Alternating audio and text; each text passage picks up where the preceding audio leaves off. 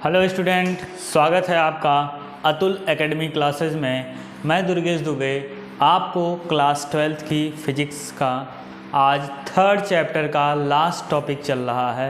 जो टॉपिक है आज हमारा वो है व्हीटस्टोन सेतु। व्हीटस्टोन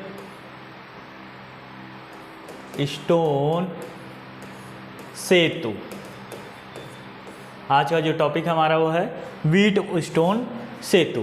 तो व्हीटस्टोन सेतु एक डिवाइस होती है जिससे हम लोग क्या करते हैं, एक अज्ञात प्रतिरोध को ज्ञात करते हैं। ठीक है, इसका सिस्टम, इसको बनाया कैसे जाता है, जैसे इस तरीके से इसकी चार भुजाएं होती हैं। ठीक है, इसकी क्या होती हैं, चार भुजाएं होती हैं और इन भुजाओं को क्या कर लिया जाता है, बैटरी से जोड़ लिया जाता है। अब ज़रा समझिएगा, यहाँ पर एक रेजिस्टेंस जोड़ लिया जाता है, एक रेजिस्टेंस यहाँ पे जोड़ लिया जाता है, एक रेजिस्टेंस यहाँ जोड़ लिया जाता है और एक रेजिस्टेंस यहाँ जोड़ लिया जाता है। अब जिस भी प्रतिरोध को आपको ज्ञात करना है उसको इस टर्मिनल पे या किसी एक टर्मिनल पे आप क्या कर लेते हैं, रख लेते हैं। किसी भी, इस पे यहाँ रख सकते हैं, यहाँ रख सकते हैं, यहाँ रख सकते हैं। तो मान लेते हैं P, Q, R और S, ये चार क्या हैं, प्रतिरोध हैं। चार क्या हैं, प्रतिरोध हैं। ठीक, चार प्रतिरोधों को इस प्रकार से व्यवस्थित किया गया है। ठीक है, चार प्रतिरोधों को इस प्रकार से व्यवस्थित किया जाए कि जो है,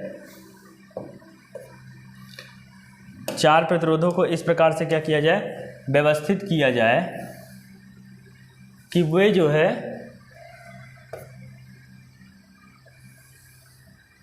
ठीक है, चार प्रतिरोध को इस प्रकार से व्यवस्थित किया गया है कि वे जो है इस प्रकार से लगे हैं। अब जरा यहाँ पे समझिएगा, और हम इसके बीच में ये जो यहाँ पे टर्मिनल है, ये वाली लाइन में हम लोग एक गैल्वेनोमीटर को जोड़ देते हैं जिसे आप G से निरूपित करते हैं।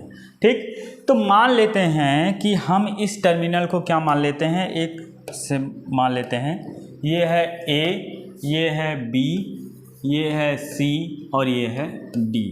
तो ध्यान रखिएगा, ये आपका क्या है, एक व्हीटस्टोन सेतु। तो क्या है, जरा देखिएगा, माना PQRS चार प्रतिरोध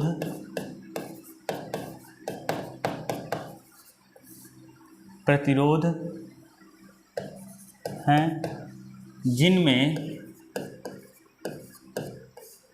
S एक अज्ञात प्रतिरोध है। S क्या है, एक अज्ञात प्रतिरोध। ठीक, मतलब ये तीनों ज्ञात हैं और ये क्या है, अज्ञात है, जिसे हम लोग क्या करते हैं, निकालना होता है, जिसे हमें ज्ञात करना। जिनमें ऐसे एक अज्ञात प्रतिरोध है जिसका मान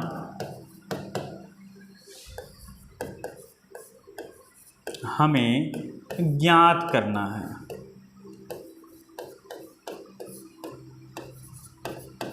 ठीक, जिसका मान हमें क्या करना होता है, ज्ञात करना होता है। अब जरा यहाँ समझिएगा, और इस बिंदु को, इस टर्मिनल को और उस टर्मिनल को, माना यदि बिंदु A तथा C से एक बैटरी जुड़ी हो जिसका प्रतिरोध, जिसका विभव या जिसका वैद्युत वाहक बल, जिसका विभव या वैद्युत वाहक बल F या कैपिटल E हो।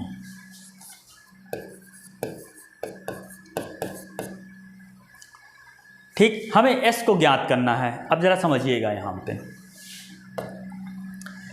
सिद्धांत क्या काम करेगा? सिद्धांत कौन कौन सा लगेगा, सिद्धांत में जरा समझते हैं। देखिए सिद्धांत में जो सिद्धांत आपका काम करेगा, पहला तो इसमें चलेगा किरचॉफ का नियम, किरचॉफ का द्वितीय नियम जिसे आप कहते हैं, जिसे हम लोग किसका नियम कहते हैं, पास का नियम, इसे क्या कहते हैं, पास का नियम। ठीक, इसका उपयोग किया जाएगा। और एक उपयोग हम लोग कहेंगे ओम का,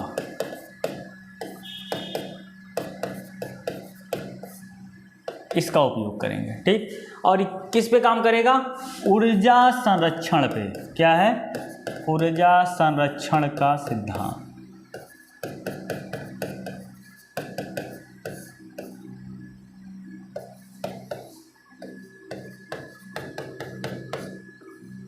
जरा समझिएगा, ये जो द्वितीय नियम होता है यही क्या होता है, ऊर्जा संरक्षण का नियम होता है। ये किरचॉफ का नियम है। किरचॉफ या किरचॉफ, ये एनसीईआरटी में किरचॉफ लिखा हुआ है इसलिए यहाँ पे किरचॉफ लिखा है, नहीं तो इसका होता है इंग्लिश में होता है किरचॉफ, हम लोग कहते हैं किरचॉफ लॉ। ठीक, अब देखिए हमारे पास जो है ये टर्मिनल्स हैं, इसका हमें निकालना है। तो मान लेते हैं यहाँ से कोई एक धारा आई जा रही है, यहाँ से कोई एक धारा क्या हो रही है, आई जा रही है। और यहाँ पे जब ये जाती है धारा, तो यहाँ पे ये दो भागों में क्या हो जा रही है, बट जा रही है। ज़रा इसको फिर से इंडिकेट कर लें। मान लेते हैं यहाँ पे एक धारा कौन सी जा रही है, आई, और यहाँ पे जाने के बाद ये धारा किस में बट रही है, दो भागों में। तो इसे कह लेंगे I1 और इसे कह लेंगे I2। ठीक, अब ज़रा देखिएगा, यहाँ से I1 जा रहा है। ठीक, ये धारा I1 जा रही है और किस प्रतिरोध से गुजर रही है, P से। तो ओम्स के नियम अनुसार क्या हो जाएगा, V बराबर इसका, इस टर्मिनल का विभवांतर A और B टर्मिनल का विभवांतर क्या हो जाएगा, I1P। ऐसे ही अगर यहाँ धारा पहुँच रही है तो यहाँ धारा जाने के बाद दो भागों में डिवाइड हो जाएगी धारा। अच्छा, यहाँ से जाएगी IG और यहाँ से जाएगा I3। ठीक, तो अगर देखें यहाँ से I1 धारा दो भागों में डिवाइड हो रही है, यानी I1 बराबर ये हो जाएगा I3 प्लस IG।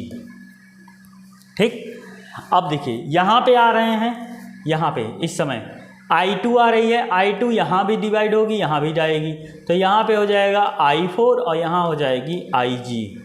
ठीक, तो IG और I4 यानी I2 बराबर यहाँ से हो जाएगा इस वाले टर्मिनल के लिए I4 प्लस IG। ठीक, अब जरा बात समझिएगा।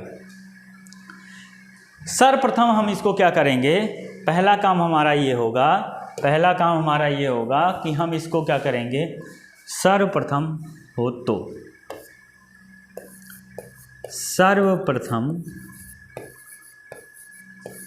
हम सेतु को संतुलित करते हैं।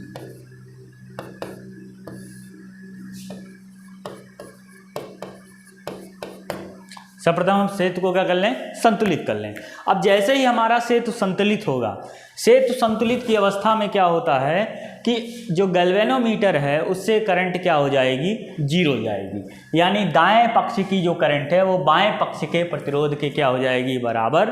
अगर दायां पक्ष बाएं पक्ष के बराबर हो तो बीच से कोई रेखा नहीं जाती है, यानी बीच से कोई करंट नहीं जाएगी। यानी जब भी सेतु क्या हो, संतुलित होता है, तो हमारा गैल्वेनोमीटर, यानी ये जो गैल्वेनोमीटर लगा हुआ है, इससे जो करंट जाएगी वो जो है वो क्या हो जाएगी, ज़ीरो। अतः गैल्वेनोमीटर से जो करंट जा रही है वो क्या बन गई, जीरो। अब जब गैल्वेनोमीटर से करंट जीरो हो गई, जरा समझिएगा, यहाँ जब गैल्वेनोमीटर से करंट क्या हो गई, जीरो हो गई, तो अब क्या होगा कि यहाँ पर आप देख रहे हैं ये जो हिस्सा है IG का, ये क्या हो जाएगा, जीरो, और I1 बराबर हो जाएगा किसके, I3 के, और I2 बराबर हो जाएगा किसके, I4 के। ये बात समझ में आ गई। अब देखो, अब हम यहाँ पे क्या लगाएंगे, लूप का नियम। यहाँ पे क्या लगा रहे हैं, लूप का नियम। सिद्धांत हो गया। तो अब इसका क्या करेंगे हम लोग, क्या करेंगे इसको क्या कर रहे हैं, डिराइव कर रहे हैं, ठीक है। उसको इसका हम लोग उसको क्या कहते हैं, प्रूव करना, ठीक है। इसका प्रूव क्या होगा, प्रूव हम लोग कर रहे हैं। देखो हमने आई जी को क्या कर लिया है, 0, आई जी को अगर 0 कर लिया है, ठीक है, आई जी को क्या कर लिया है 0, तो यहाँ देखिए loop A B C A B D A में, ठीक है।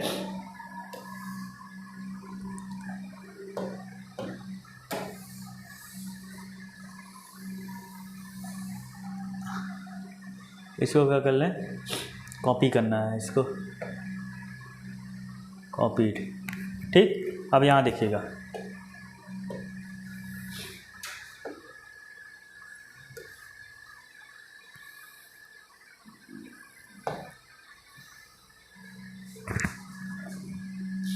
इसको क्या कर लिए हैं, कॉपी कर लिए हैं, ठीक है। यहाँ पे वही चीज़ आ रही है, इसी चीज़ को ला रहे हैं,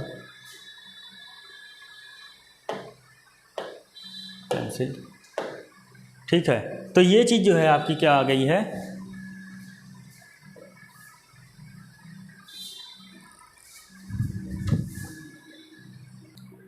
तो यहाँ पे जो हमारा है इसका प्रूव हम लोग कैसे कर रहे हैं, देखिएगा आई जी को हम लोगों ने 0 कर लिया है, ठीक है। इसका प्रूव हम यहाँ पे कर दे रहे हैं, ठीक है। इसका प्रूव यहाँ कर दे रहे हैं, देखिएगा जरा समझिएगा। यहाँ देखिए अब हम लोग क्या रहे हैं, लूप ले रहे हैं, ठीक है। लूप ले रहे हैं, कौन सा, देखिए लूप कौन सा ले रहे हैं, अतः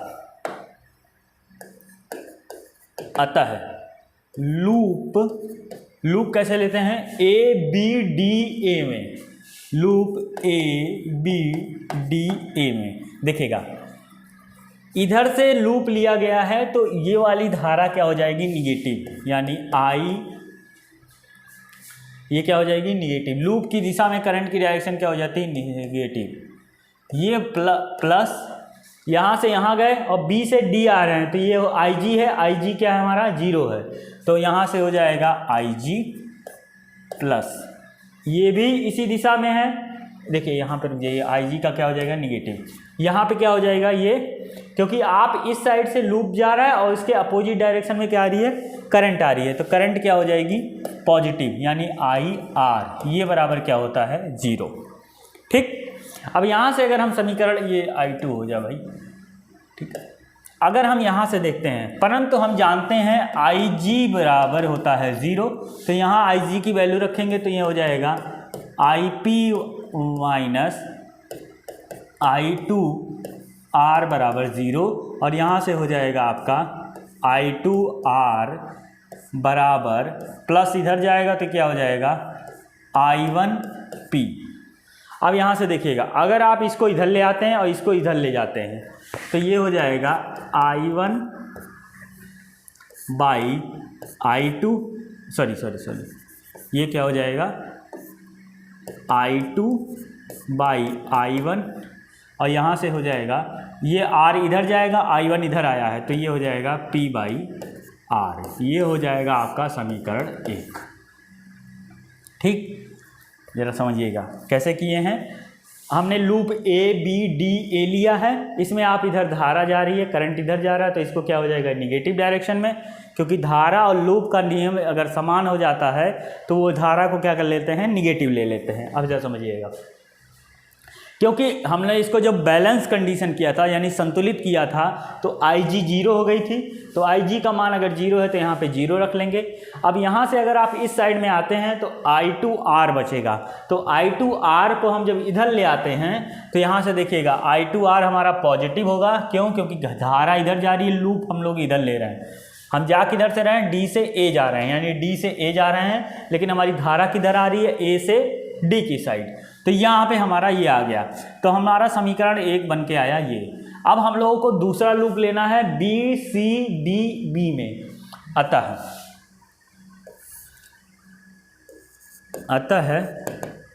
लूप B C बी से सी गए, सी से डी आए और डी से फिर कहाँ चले गए, बी में। ठीक, ओम्स के नियम अनुसार यहाँ भी लगाएंगे। तो जरा देखिएगा, I3 गया है यहाँ तक। ठीक, तो यहाँ से अगर I3 का मान निकालें तो क्योंकि IG 0 हो गया है तो I1 बराबर I3 हो गया है। तो यहाँ से हमारा हो जाएगा I3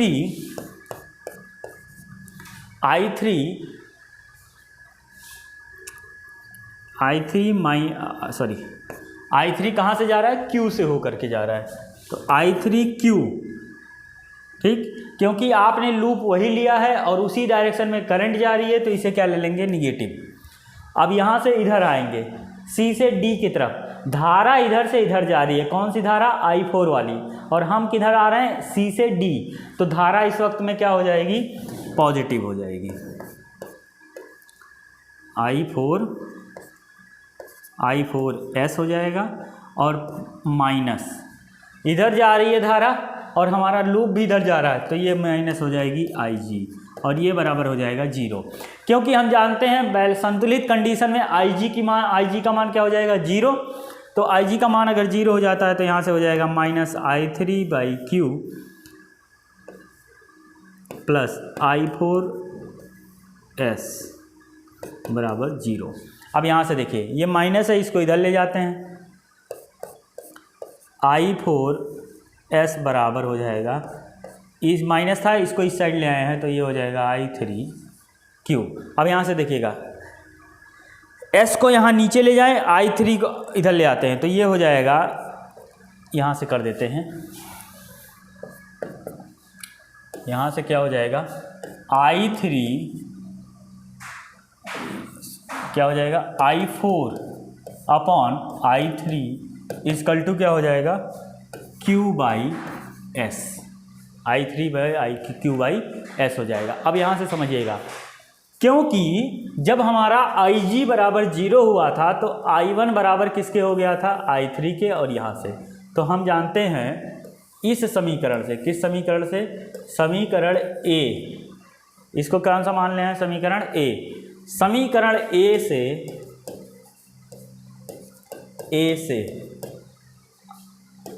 I1 क्या हो जाएगा, I1 बराबर हो जाएगा I3 के और I4 बराबर हो जाएगा किसके, I2 के।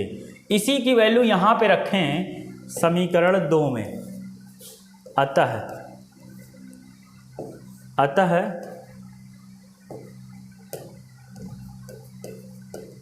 समीकरण 2 में A का मान, ये E था भाई, का मान रखने पर, तो अगर इसका मान A वाले का मान समीकरण 2 में रखें, समीकरण 2 है भैया यहाँ, समीकरण 2 में A का मान रखने पर, समीकरण A से, तो यहाँ I4 की जगह क्या हो जाएगा, I2, यानी I2/I3 की जगह क्या हो जाएगा, I1, तो यहाँ हो जाएगा I1, ये बराबर किसके आ जाएगा, Q/S के, ये क्या आ जाएगा, Q/S के। अब यहाँ देखिएगा, इसको मान लेते हैं समीकरण 3। तो यहाँ से एक चीज़ और समझिएगा, समीकरण 3 तथा 1 से, समीकरण 3 ये है और समीकरण 1 ये है, I2/I1 बराबर P/R है और यहाँ से I2/I1 दायां पक्ष दोनों साइड का बराबर है, दायां पक्ष बराबर है,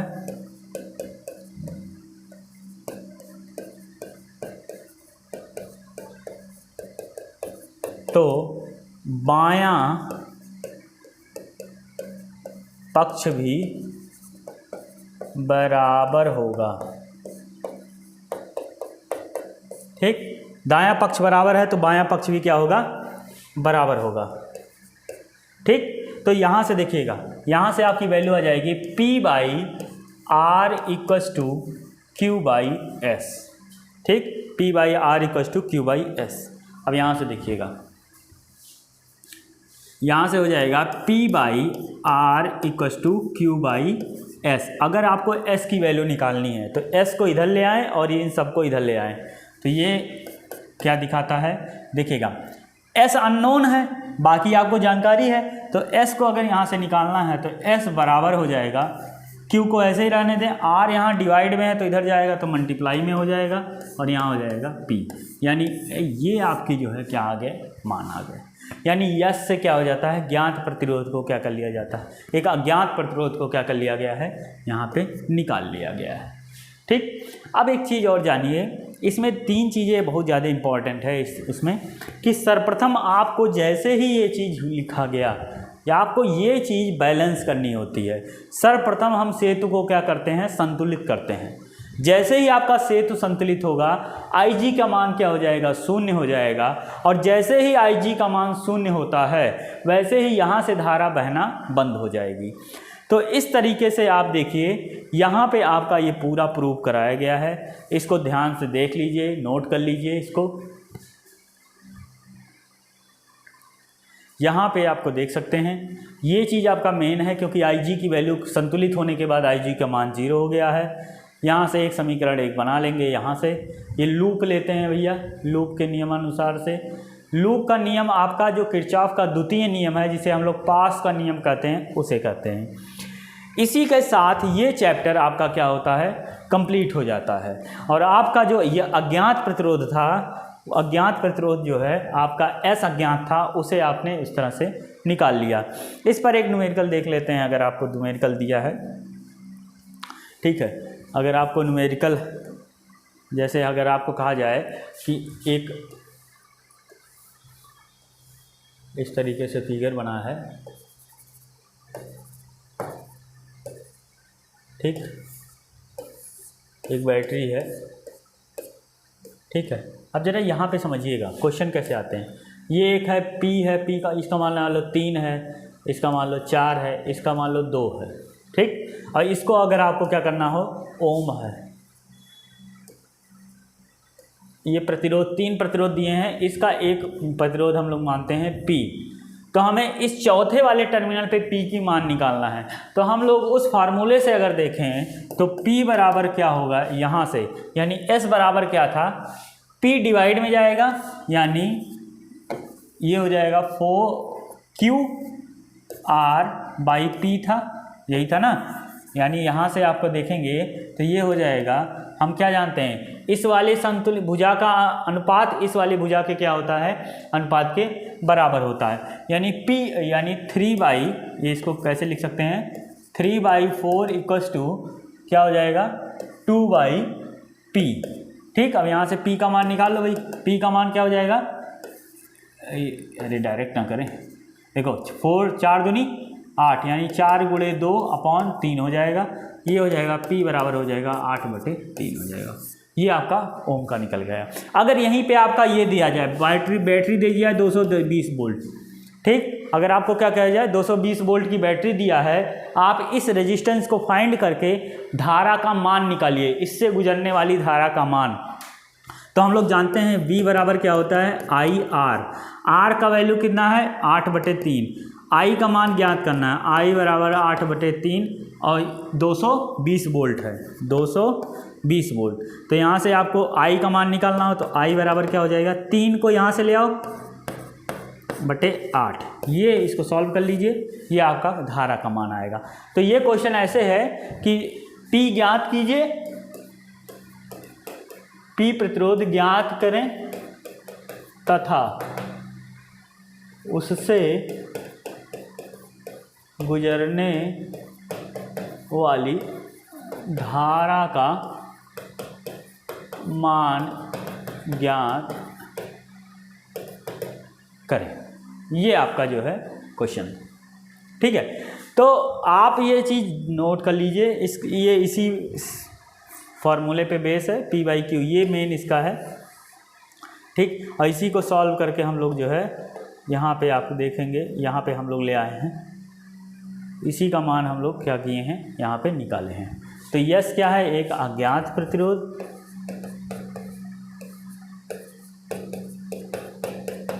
और ये जो है ये सभी क्या हैं, ज्ञात प्रतिरोध।